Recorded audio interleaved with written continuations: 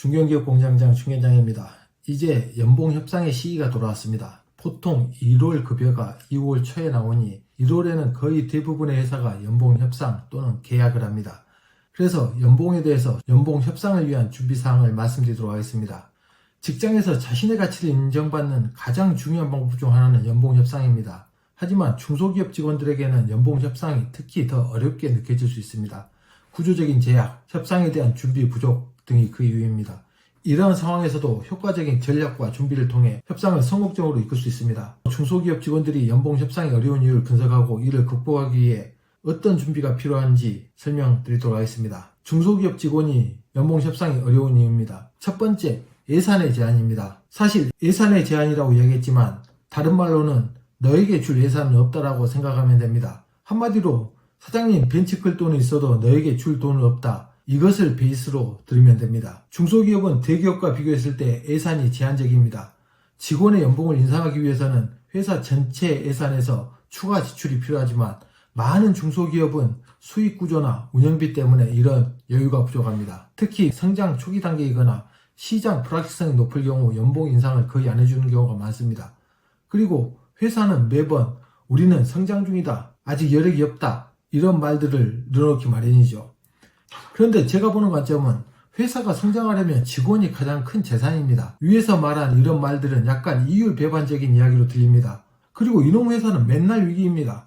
저도 직장생활 20년 넘게 했지만 한 번도 위기가 아니란 말을 들어본 적이 없습니다. 일부 한 부서가 잘못되거나 특정한 일이 잘못되면 직원, 팀장 잘못이지만 회사 전체가 잘못된 것은 사장이 잘못한 경우죠. 하지만 직원 모두 연봉이 오르지 않지만 사장 연봉은 매우 잘 오르죠. 직원보다 명목상으로 적게 받거나 아예 연봉 책정을 하지 않는 사장도 있지만 그렇다고 과연 그 사람들이 회사 돈을 직원보다 더 많이 쓸까요? 천만의 말씀입니다. 두 번째, 체계적인 인사정책 부재입니다. 중소기업은 체계적인 연봉 평가 기준이나 인사 시스템이 없는 경우가 대부분입니다. 대기업은 성과평가, 시장 분석, 그리고 KPI, 기타 등등 평가 체계를 통해서 연봉 인상률을 책정하고 그 연봉 인상률에 따라서 연봉을 올려주는 경우가 대부분입니다. 그리고 대기업 다니는 사람들은 그 연봉에 상당수가 만족하기도 하죠. 그런데 중소기업은 경영진 또는 인사팀, 그리고 팀장 또는 어느 입기인 센 사람의 주관적인 판단에 의존하는 경우가 많습니다. 이로 인해서 직원들은 자신의 성과가 제대로 평가받지도 못하고 사실 연봉도 거의 안 오른 경우가 대부분이죠. 이러한 인사정책의 부재로 명확한 평가가 이루어지지 않으니 팀장이나 임원들의 입김이 좀 셀 수도 있습니다. 그 조그마한 권력으로 마치 회사 생활 전체를 휘어잡으려는 임원, 팀장들도 있습니다. 완장의 힘으로 그렇게 하는 사람들은 실제 얼마 못 가 끝나는 경우가 많습니다. 세 번째, 협상 문화의 부족입니다. 중소기업에서 연봉 협상이 문화적으로 자리 잡지 않는 경우가 대부분입니다. 말이 연봉 협상이지 거의 대부분의 회사는 연봉 계약서에 얼마까지 적어서 직원에게 배포하고 배포된 종이에 사인만 하는 경우가 많습니다.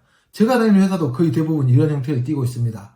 말 그대로 사인하기 싫으면 나가라 라는 이야기이기도 하죠. 중소기업일수록 직원에 대한 가치를 인정해주지 않습니다. 사람의 소중함을 모르는 경우가 대부분입니다. 직원의 가치를 모르는 이유는 여러 가지 있지만 중소기업의 특성상 직무가 명확하지 않고 넓은 범위에 이것저것 일을 하기 때문에 전문적보다는 이 사람 저 사람으로 땜빵식으로 업무가 이루어집니다. 그러니 너 없어도 회사는 돌아간다 라는 의식이 팽배해 있죠. 연봉을 올려달라고 이야기할 수 있는 직원은 그만큼 회사를 이끌어가는 충분한 능력이 있는 사람일 확률이 높습니다. 이러한 직원들이 연봉이 낮은 것에 반발해서 퇴사해서 다른 회사로 이직한다면 분명히 회사는 큰 타격을 입을 것입니다. 이러한 분위기로 인해서 중소기업일수록 전문성이 부족하고 능력 있는 직원의 숫자가 줄어드는 것입니다. 또한 경영진은 연봉 협상보다는 통보에 익숙해졌고 반발하는 직원에 대해서는 적색분자로 찍혀서 더욱더 회사 생활이 어려워지는 경우도 있습니다. 그리고 직원들 또한 이런 시스템에 익숙해져서 이 정도는 만족해야지 한다는 마음가짐으로 스스로 포기하는 경우가 흔합니다. 이렇게 해서 중소기업 연봉 협상이 어려운 이유를 말씀드렸습니다. 그럼 과연 중소기업에서 연봉을 더 받으려면 어떻게 해야 할까요? 연봉 협상을 위해 준비해야 할 사항들을 몇 가지 말씀드리겠습니다. 먼저 시장조사입니다. 연봉 협상의 첫 단계는 자신이 얼마나 가치가 있는지가 굉장히 중요합니다. 여기서 잠깐 표를 보여드리도록 하겠습니다. 중소기업 평균 연봉은 아래와 같습니다. 사원일 때 3,020만원, 주임일 때 3,240만원, 대리 4,000만원대, 과장 5,000만원대, 차장 6,600만원, 부장 7,400만원. 물론 희망연봉과 실제 받는 연봉의 차이는 있습니다. 1,000만원 정도 차이가 발생하는 것 같습니다. 자, 이러한 표를 보고 나서 내가 과장, 차장, 부장일 때 얼마 정도가 중소기업에서 받는 연봉일지 한번 알아보고 그 연봉만큼은 자기가 일을 하고 있다고 판단하면 그에 맞는 연봉을 요구할 수 있습니다. 그리고 이러한 연봉 정보는 잡플래닛이나 사람인, 잡코리아 같은 플랫폼을 활용해서 충분히 구할 수 있습니다. 두 번째, 성과 리스트를 작성하기입니다. 지난 1년간 성과를 정리해서 구체적으로 제시를 할 수 있으면 좋습니다. 정량적인 데이터, 숫자로 보여주는 게 가장 크게 임팩트를 줄 수 있습니다. 이러한 것들은 매출의 증가, 프로젝트의 성공률, 신규 고객들에 대한 유치, 이런 것들을 숫자로 보여주고 정성적인 데이터, 팀워크라든가 분위기, 아이디어 제공 등 이렇게 정량화하기 어려운 것들도 추가해서 이야기해주면 좋습니다. 세 번째, 협상 연습하기입니다. 연봉 협상은 마치 사내의 갑과 을의 관계에서 이루어지는 것인 만큼 상당히 생소한 경험일 수 있습니다. 사전에 친구나 가족과 함께 연습해보는 것도 좋습니다. 나는 직원이고 만약에 와이프가 있다면 와이프는 사장으로 배역을 짜서 공격과 방어를 연습해보는 것도 좋은 방법입니다. 네 번째, 긍정적이고 당당한 태도 유지입니다. 협상은 논리적이어야 하지만 태도 역시 굉장히 중요합니다. 너무 공격적이거나 싸우려고 한다거나 요구만 이야기하는 경우나 이러한 태도는 협상을 어렵게 만듭니다. 회사를 어떻게 생각하고 있고 나는 어떻게 회사를 발전시키고 싶다, 이런 파트너십을 이야기를 하면서 메시지를 전달하면 훨씬 더 좋은 성과를 나타낼 수 있습니다. 다섯 번째, 연봉 협상에 앞서 최후의 보루까지 만들어라입니다. 사실 매달 들어가는 돈이 있는데 연봉 협상을 해서 이기면 다행이지만 협상에서 지거나 연봉을 안 올려준다고 퇴사를 하게 된다면 당분간 손가락만 빨고 있어야 되는 경우가 발생합니다. 거의 대부분의 직장인들은 한 달 벌어 한 달 살아가는데 회사를 그만두는 경우가 발생하면 정말 큰 일이 생길 수 있죠. 그런데 연봉 협상에서 지더라도 갈 데가 있다면 당당하게 맞설 수 있고 충분히 쟁취할 수 있을 것입니다. 약간 어렵고 지저분하게 보일 수 있지만 지더라도 바로 이직하거나 몇 달간 살아갈 수 있는 금전적인 여력을 만들어 놓는 것도 굉장히 중요합니다. 매년 이렇게 만들어 놓을 수는 없지만 정말 이런 기회가 우연하게 만들어졌거나 정말 해볼만 하다고 생각이 들 때 이러한 승부수를 띄워보는 것도 굉장히 좋은 방법이라고 생각이 됩니다. 결론적으로 말씀드리자면 중소기업의 연봉 협상은 매우 어렵습니다. 예산의 제한이라고 말했지만 너한테 줄 돈은 없다.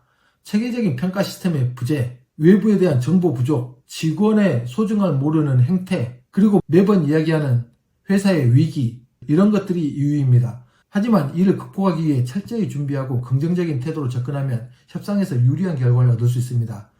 한 가지 마지막으로 보여드리고 싶은 자료가 있습니다. 중소기업과 대기업의 연봉 격차입니다.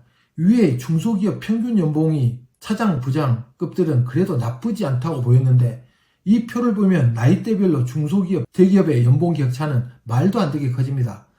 아무래도 위에 보여드린 자료는 설문조사, 즉 응답하고 싶은 사람들이 작성한 자료이고 여기 보이는 자료는 고용노동부의 자료를 토대로 작성된 자료입니다. 샘플링군이 다르다는 이야기입니다. 설문조사는 자기가 하고 싶으면 대답을 하는 사람들이 대부분이고 그렇게 대답을 하는 사람들은 그래도 나는 나쁘지 않다라고 생각하는 사람들이 대답을 많이 하게 마련입니다.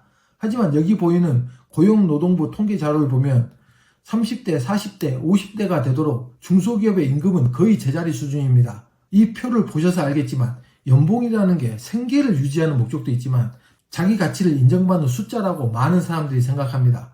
자기 능력 대비해서 연봉이 낮다고 생각하고 자기 가치를 인정받지 못하고 있다고 판단되면 꾸준한 자기개발을 통해서 언제든지 이직을 생각하는 게 좋습니다.